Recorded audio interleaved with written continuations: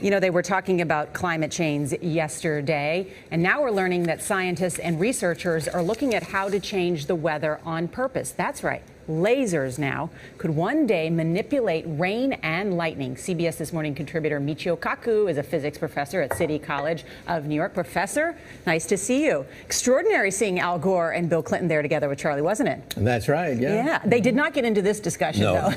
But it is fascinating. I mean, lasers, really, to change the weather? That's right. Well, as Mark Twain once famously said, everyone complains about the weather, but no one ever does anything about it.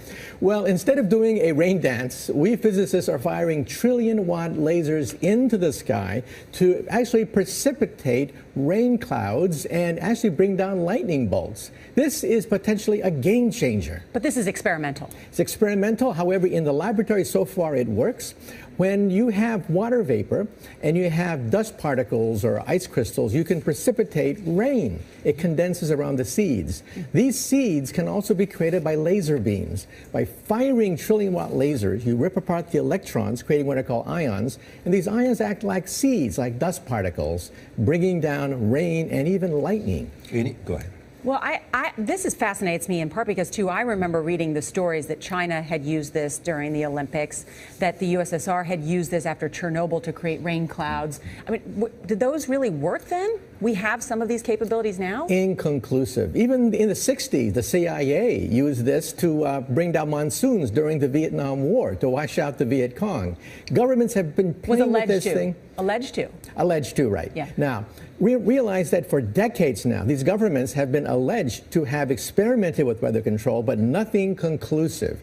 This time we're bringing in the laws of physics rather than simply waving our hands and uttering mumbo-jumbo. We're actually using trillion-watt lasers now. And in the laboratory, sure enough, they precipitate rain out of water vapor. Sure enough, you can actually bring down electricity down the beam. So what does it mean for drought areas that need to have rain for crops, and if they don't have them, there's the consequences of famine?